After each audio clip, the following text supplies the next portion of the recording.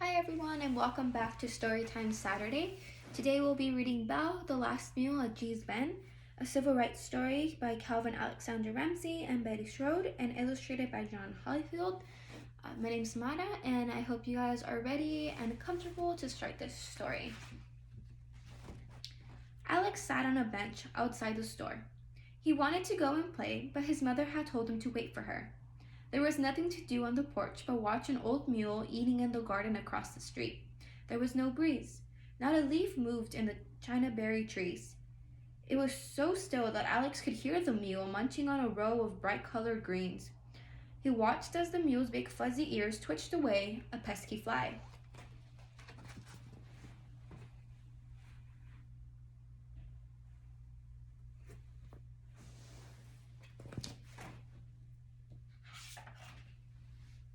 An old woman walked slowly up the wooden steps to the store and sat down on the bench next to Alex.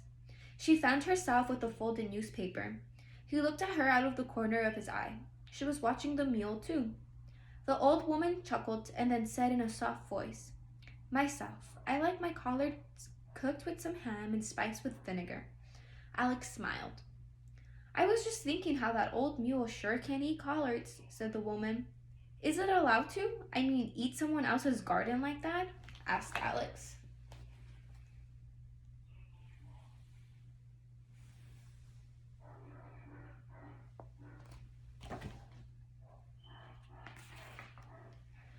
"Oh, Belle, she can have all the collards she wants. She's earned it." The woman looked straight at Alex and said, "I let her loose, you see, and that's my garden. I thought I'd just sit in the shade and rest a bit before I shoot her out.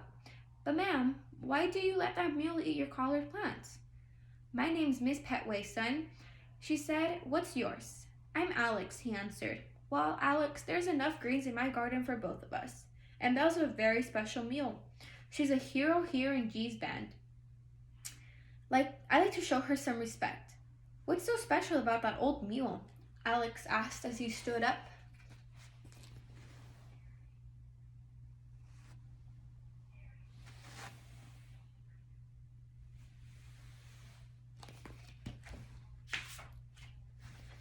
The woman took a deep breath.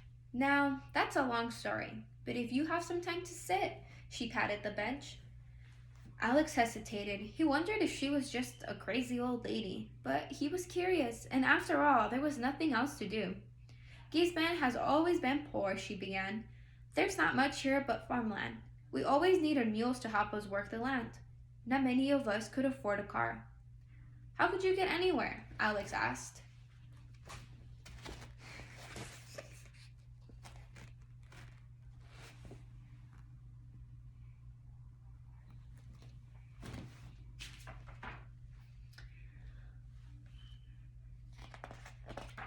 "Well, that's just it. Vendors, that's what we call ourselves here, use mules to haul most everything.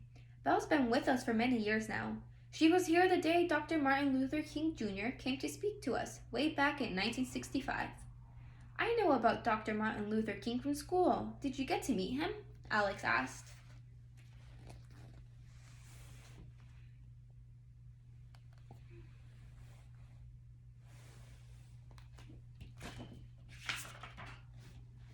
"Oh, yes, sir, I did.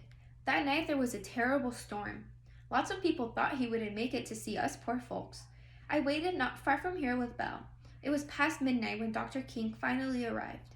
But he still spoke to us that night and nearly took the roof off Pleasant Grove Baptist Church with his wonderful words." "What did he say?" Alex asked.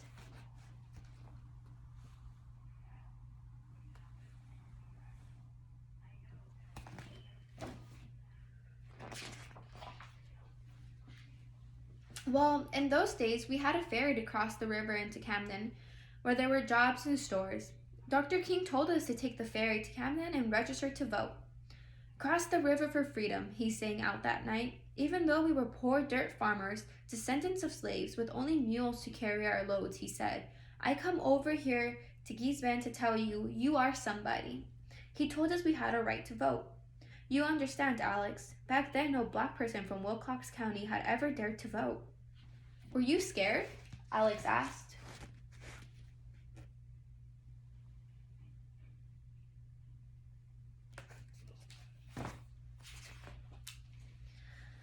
Miss Petway sighed and thought for a moment. I don't think we were scared. Not after Dr. King spoke to us. We felt strong, like our mules, and we did just what he told us to do. Somebody went to register that we almost swamped that little ferry.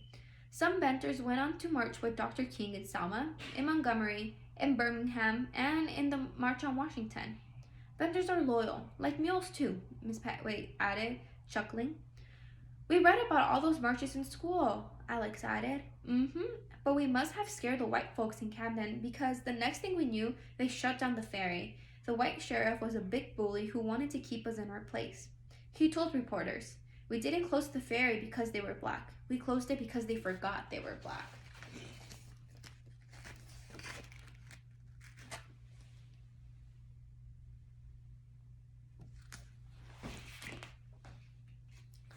So when it came to vote, we had no way to cross the river. But we wouldn't be stopped. Benders are like old Belle here. Not fancy, but strong and steady and stubborn. We filled our few cars with as many people as could fit, and then our mules carried wagon loads of people around the river all day to vote. It took half a day to get there, but it was worth it. We sang and clapped all the way into town. Folks in Canada were sure surprised. You showed them, Alex laughed. Is that why Belle's your hero?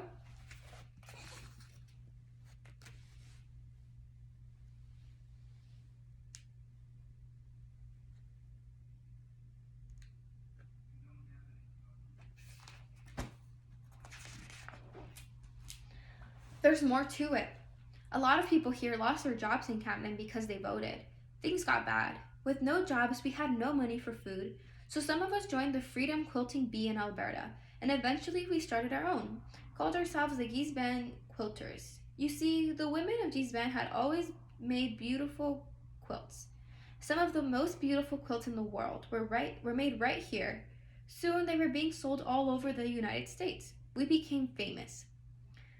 That's why I'm here. My mother came here to shop for a quilt today, Alex explained. That's a happy ending, isn't it?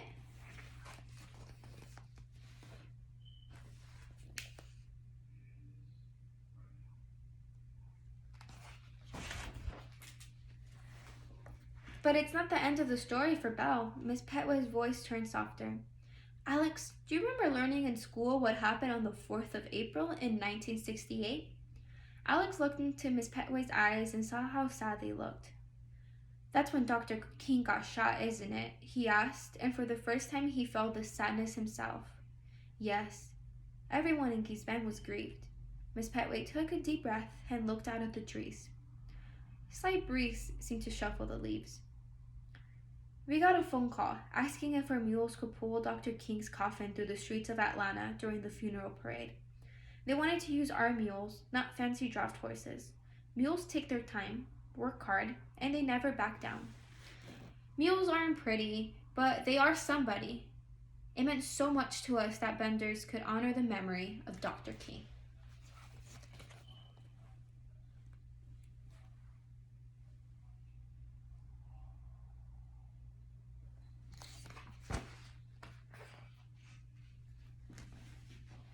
Belle and another mule named Ada were loaded into the truck to begin their journey to Atlanta, but, as usual, it wasn't going to be easy. State policemen stopped the truck and asked the drivers to show them a permit for hauling livestock across state lines. They threatened to arrest the drivers when they didn't have the papers, told them they'd have to turn back.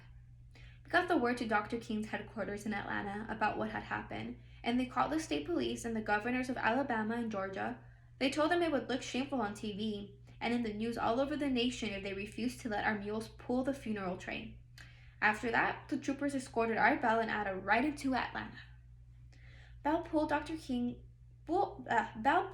Luther King's coffin, Alex asked.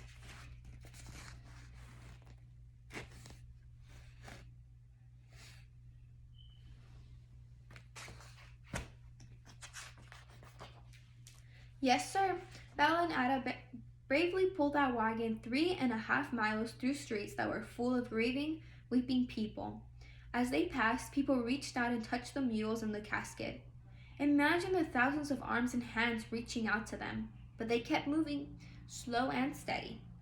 They didn't back down or get scared, just kept going. The funeral was televised around the world. 60,000 people gathered around the Ebenezer Baptist Church, and tens of thousands more lined the streets. We were very proud, and that's why we love our last meal here, Dee's Ben, and why I let Belle eat all the collard greens she wants.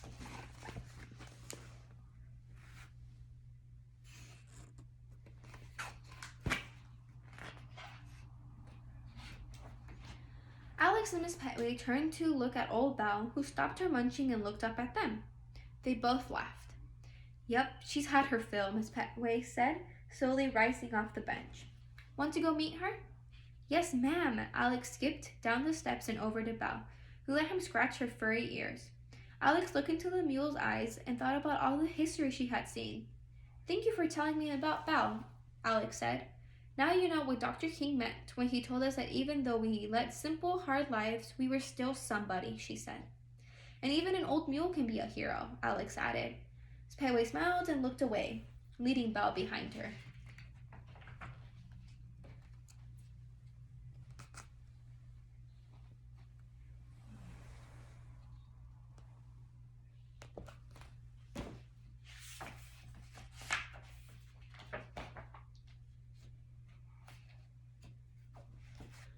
Thank you so much for joining another Storytime Saturday. I really hope you enjoyed the story and the history behind the story that we read today.